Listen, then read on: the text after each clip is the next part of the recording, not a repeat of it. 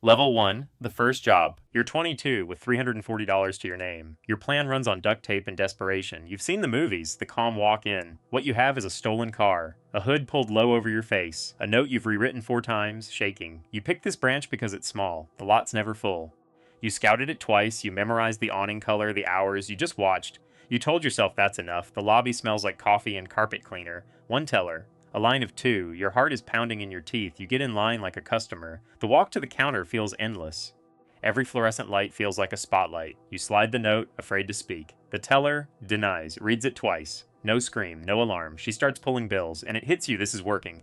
She hands you a stack that feels enormous and turns out later to be $2,830, mostly in 20s, because tellers keep small reserves precisely for moments like this, a fact you don't know yet and won't learn until much later.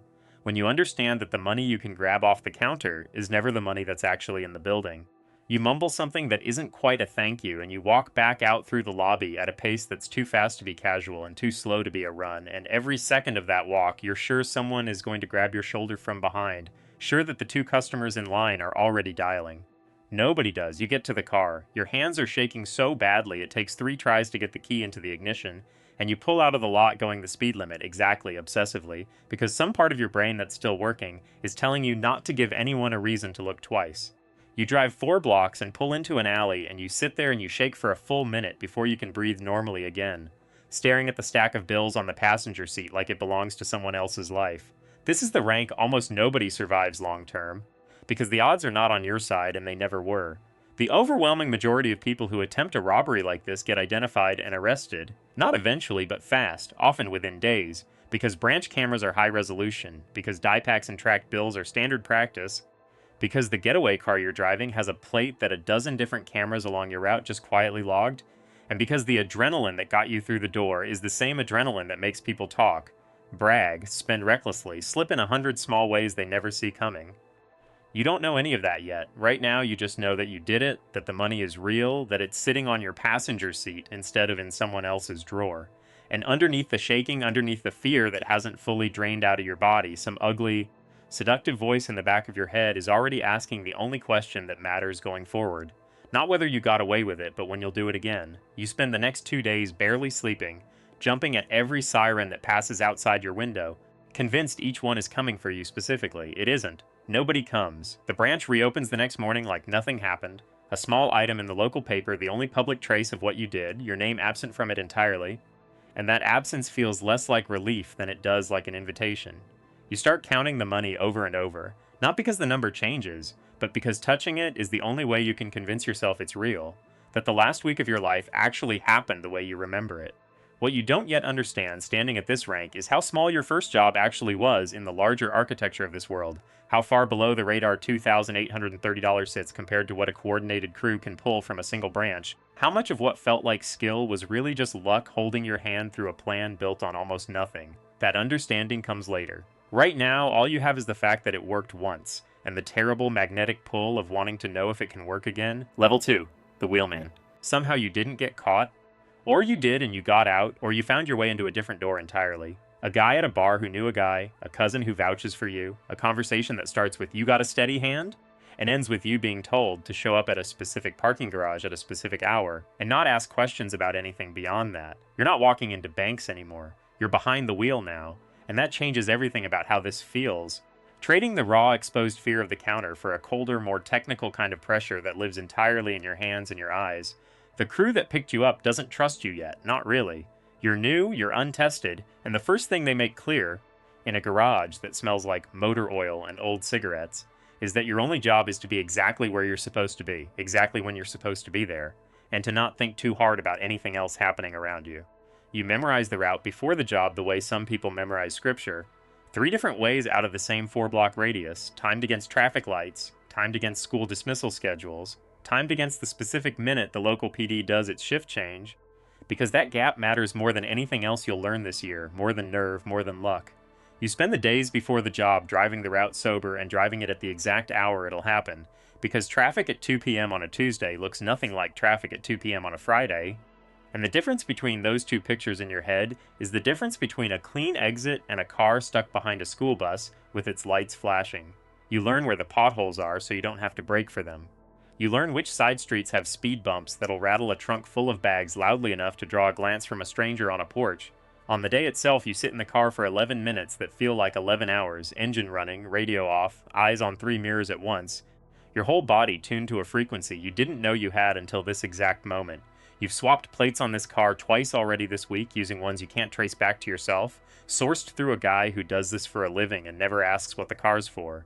When the crew comes out, moving fast but not sprinting because sprinting draws eyes and calm doesn't, you already have the first turn queued up in your head before the doors are even shut behind them. The drive away is where the job actually lives or dies.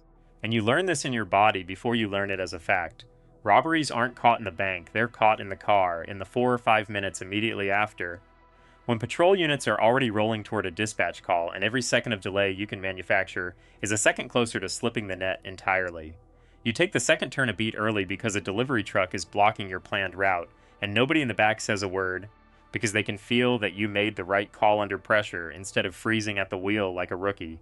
That's the whole audition right there, in a decision that takes less than a second and that nobody ever explicitly grades you on. You ditch the first car in a residential garage that's been left unlocked on purpose, arrange days in advance a small cash favor to someone who won't ask what it was for, and you move into a second, clean car for the actual drive home, engine already running because someone parked it there an hour earlier for exactly this purpose. This is the part civilians never think about. That the getaway isn't one drive, it's a sequence, a relay, each leg designed to break the chain a witness or a camera could follow, so that by the time anyone's tracing the first vehicle, you're 3 cars and 2 burrows away from where that trail even starts. You get paid a flat cut, smaller than the guys who went inside, and you don't argue about it because you understand you're still proving something. Still a new name in a crew that runs on reputation more than paperwork. What you're learning at this rank isn't nerve. You already proved you had that as the guy alone at the counter. A lifetime ago, it feels like now. What you're learning now is discipline, timing, route memory, the ability to sit with your foot inches from the gas and not press it a second too early, to let the plan run instead of your instincts. You start to understand that this life rewards the boring parts, and punishes anyone who can't sit still inside the fear. The guys who wash out at this rank aren't the ones who panic under pressure. They're the ones who get bored waiting and start making small unforced errors, checking a phone at the wrong moment, parking a few feet wrong, drawing one extra look from one extra stranger who happens to be watching. You watch 2 different drivers get replaced over the course of a year for exactly that kind of carelessness, and you file the lesson away without ever needing to be told twice. Level 3, the crew member. You've earned a seat past the driver's door now. You're inside for the first time as part of an actual team, not a solo act with a scrawled note. 4 of you, each with a defined role, a plan built days ahead instead of scribbled the morning of, a level of coordination that makes the first job version of you look almost laughably unprepared in hindsight. There's a lookout posted near the entrance, someone controlling the lobby, someone at the vault or the back offices, and you assigned to move fast, stay low profile, and keep count of the clock in your head because the clock is the only thing that matters once you're inside. The planning meeting happens 2 nights before, in the back of a garage with the door down and phones left in another room, a rule nobody breaks no matter how careful they think their phone habits are. Someone's drawn the branch layout from memory on the back of a pizza box, exits, camera angles, the location of the silent alarm triggers that tellers are trained to hit without moving their hands in any obvious way, small buttons under counters and near cash drawers that experienced crews assume are pressed the moment things start, not if.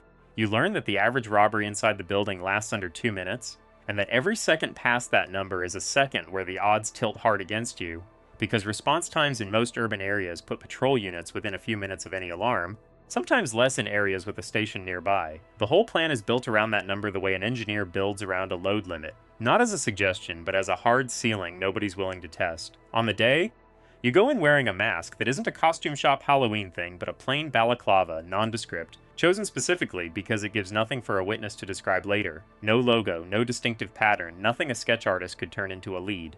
You move to your position the second the door opens, and you don't speak more than the script requires. Because voices get remembered, accents get remembered. Even the rhythm of how someone talks gets remembered by a stressed witness trying to be helpful to police later.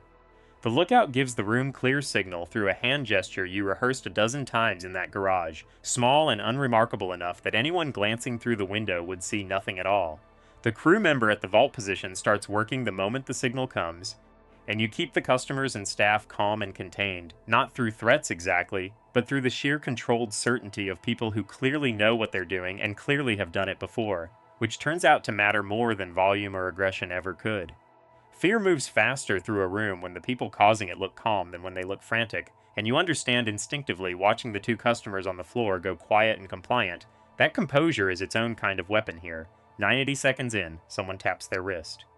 That's the signal that the clock is closing.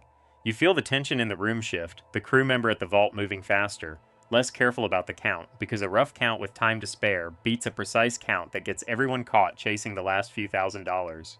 You're out the door at just under 2 minutes, and the car that was idling at the curb, driven by someone else now, someone who's earned the wheel the same way you earned yours, is already rolling before the last door shuts behind you. What changes for you here isn't the money, though the money is bigger than anything you touched alone, split 4 ways and still dwarfing the 2,830s that once felt enormous. What changes is that you start to see the job as a machine with parts, and you start to understand your value isn't bravery anymore. Plenty of desperate people have bravery. You saw that in the mirror at your own first job. Your value is that you can be trusted to be one working part in a 4-part machine, to hit your mark, to keep your voice down, to not freeze and not overreact when the 90-second mark hits and the whole room can feel the walls closing in around them. You run 4 more jobs with this same crew over the following year, each one tightening the choreography a little further, each one teaching you something about the specific ways a plan can fray. A customer who won't stay down, a manager who's slower to comply than expected, a silent alarm that trips earlier than the estimated response window suggests it should. You start keeping a mental catalog of everything that's ever gone slightly wrong, because you're starting to sense, without anyone telling you directly, that the next step up in this life belongs to the person who can anticipate those problems before they happen. Level 4, the planner. You stop being the person who executes someone else's plan and become the person other people wait on. This is a different kind of pressure entirely, not the hot, immediate fear of standing in a lobby with your pulse in your ears, but a colder, slower pressure that lives in you for weeks before a job ever happens. Because if you get something wrong, it isn't your risk alone anymore, it's everyone's, and you carry that weight into every hour of preparation, whether anyone else in the crew ever sees it on your face. You start with the target the way an architect starts with a site survey. You watch branch traffic patterns across different days and different hours, not once, but repeatedly, spread out enough that no single visit looks like anything other than a customer with bad luck at the ATM. You learn the difference between a branch that's a good target and one that only looks like one. Foot traffic, staffing levels, whether it's the kind of location that gets a police drive-by every 20 minutes because it sits near a school, whether it's had a robbery attempt before that would mean tightened protocols and trained staff who've rehearsed exactly this scenario in a way a fresh branch never has. You learn that most attempted robberies in the US are cleared by law enforcement, and that the number one reason isn't bad luck, it's sloppy planning. Crews that skip steps, that reuse the same getaway patterns, that don't account for the small human variables that turn a clean plan into a chaotic one. You refuse to let sloppy be your signature, and that refusal becomes something close to an obsession, the thing you think about at 2 a.m. when everyone else on the crew is asleep, and you're still redrawing exit routes on a legal pad. You spend real time understanding the layers most people never think about, that visible cash on hand is almost always a fraction of what a first-timer imagines, that time-delayed and biometric-locked storage in the back means the real money is often inaccessible on any practical timeline no matter how much pressure you apply, that the actual math of a job is a planning-to-execution ratio measured in weeks against minutes, days upon days of watching and mapping against a window of activity inside the building that has to stay under 2, maybe 3 minutes no matter what, no matter how much more money might be sitting 3 feet further than you're willing to reach for it. You draw the routes, not just the drive, but the walk from the vehicle to the door, timed to the second with a stopwatch, walked in person at the actual hour more than once so the numbers in your head match reality instead of guesswork. You pick the day based on cash flow patterns, payroll cycles, deposit schedules. The days businesses in the area tend to make their weekly drops, because timing the calendar matters as much as timing the clock on the wall inside the building. You build the exit sequence with redundancy, a plan B route baked in before plan A is ever executed because you've learned by now, mostly by watching other crews' mistakes ripple outward into arrests you read about weeks later, that the job that fails isn't usually the job where something goes wrong. It's the job where nobody planned for something to go wrong in the first place. You run the briefing the night before like a rehearsal, walking each person through their role until it's boring, until nobody in the room has a single unanswered question. Because uncertainty is what kills a crew under pressure, not bad luck, not bad timing, not even a bystander who does something unexpected. A crew that knows exactly what to do when something goes sideways doesn't panic. A crew that's improvising for the first time under fire almost always does, and that panic is the single most common thread connecting the failed jobs you've studied. And when the job goes off exactly the way you drew it, clean in, clean out, the crew moving like the machine you built them to be, Every checkpoint hit within seconds of your projected timeline, you feel something that surprises you. Not triumph exactly, but the quiet, dangerous satisfaction of a plan executed without a flaw. That satisfaction is the thing that will eventually get you, or someone like you, to push one target further than you should have, to believe the discipline that got you this far makes you immune to the odds instead of merely better at managing them. Level 5, the crew leader. You run your own operation now, which means the job stopped being about any single robbery a long time ago and became about the ecosystem around it. Who you recruit, who you trust, who you cut loose, before they become the weak link that takes the whole thing down.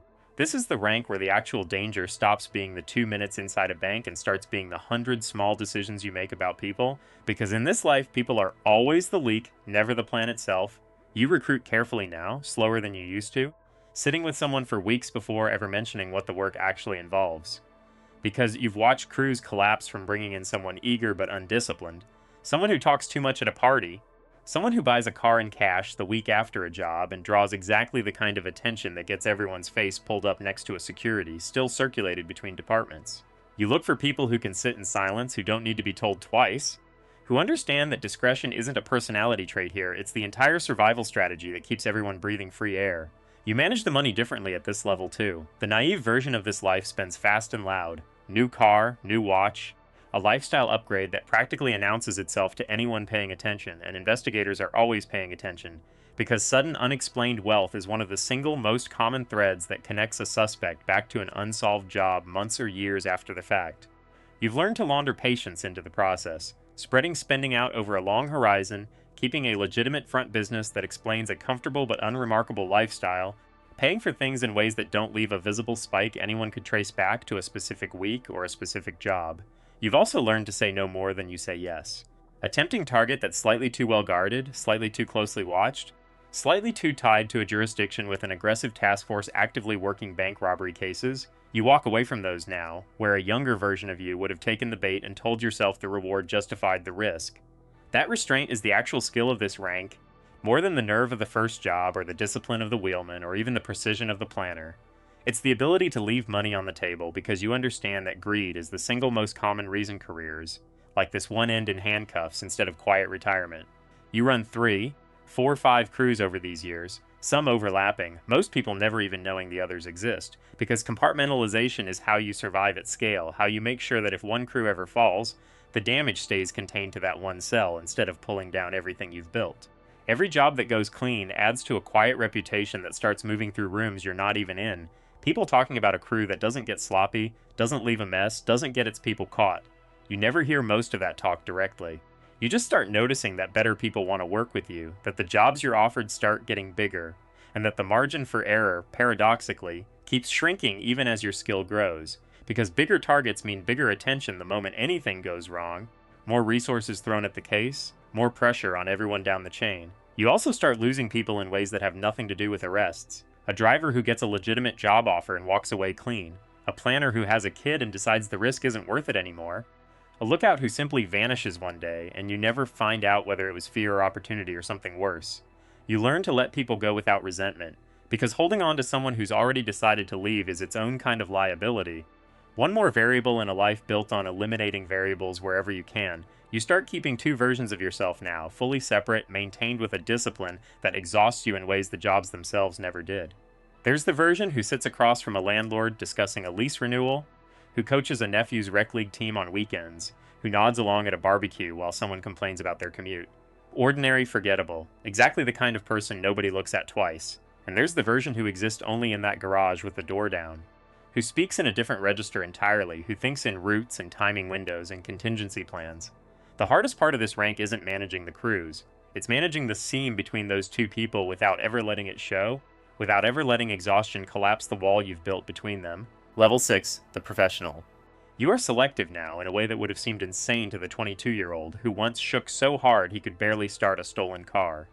You turn down more jobs than you accept, sometimes turning down 3 offers in a month for every one you agree to run. You've built a name that exists mostly as a rumor, a crew that's clean, precise, and vanishes without a trace, spoken of in rooms you'll never sit in, by people who've never met you and never will if you do this right. Your reputation doing work for you that recruitment or advertising never could. Your planning windows stretch to months now, not weeks. You study patterns the way an analyst studies a market.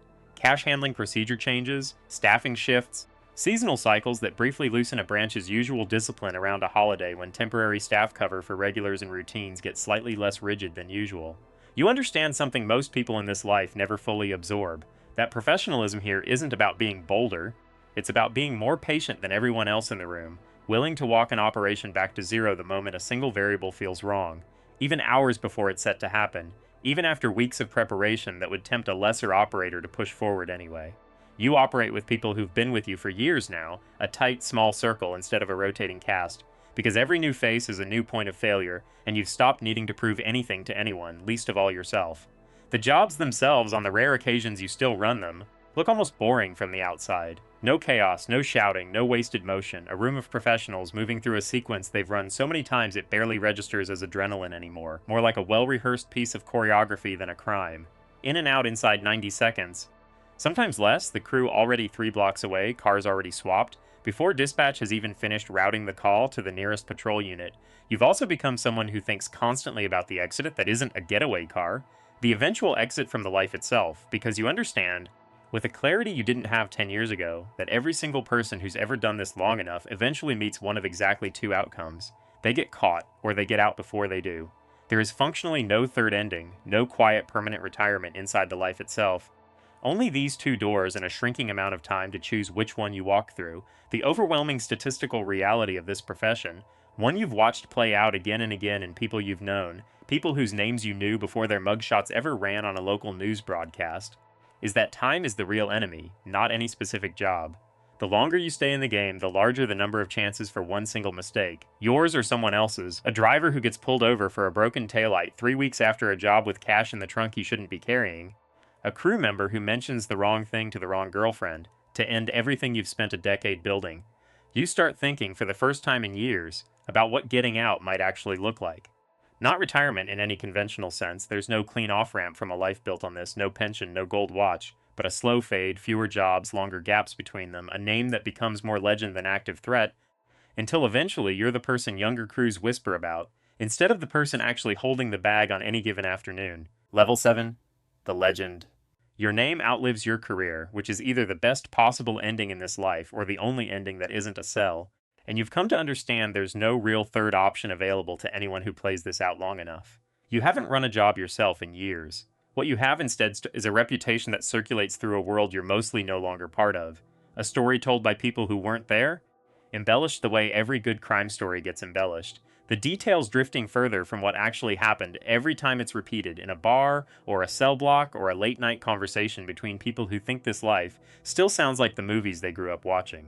You know things almost no one else does anymore, because you live through every rank on this ladder instead of skipping straight to the myth the way outsiders imagine it works. You know that the fantasy people carry into their first job, the cool walk, the easy score, the clean getaway, survives contact with reality for almost nobody, that the real skill was never the 2 minutes inside the building, but everything invisible around it. The discipline, the patience, the willingness to walk away from money sitting right in front of you, the refusal to let one clean job convince you that you're untouchable in a way no one before you ever actually was. You know that most people who ever tried this eventually got caught, that the arithmetic of the life was never in anyone's favor no matter how good the plan looked on paper, and that the ones who didn't get caught mostly aren't remembered as legends at all. They're just quiet and gone, and no one ever hears their name again because a truly clean exit means disappearing completely, not becoming a story told in rooms you'll never enter. The people whose names actually persist, yours among them, are often the exception that proves the rule rather than evidence the rule was ever wrong. Whether you're one of the rare few who actually got out clean, sitting somewhere ordinary under a name that draws no attention at all, or whether you're the version of this story that ends in a courtroom with decades stacked on the sentence, the arc lands in the same place. A life built entirely on a 2-minute window that never, not once, in all those years, stopped being exactly as dangerous as it was the very first time you walked into that strip mall branch with shaking hands, and a note you'd rewritten 4 times because you couldn't trust your own hands to hold steady. The myth sells the thrill. It never quite tells you the truth about the years of looking over your shoulder that come bundled with it. The friendships you couldn't fully have, the family you kept at arm's length, the sleep that never came as easily as the money did. So here's the real question, the one worth sitting with after everything you just watched. If you'd stood at that counter on day 1, note in hand, heart in your throat, knowing everything you know now about how this story usually ends, would you still have walked in?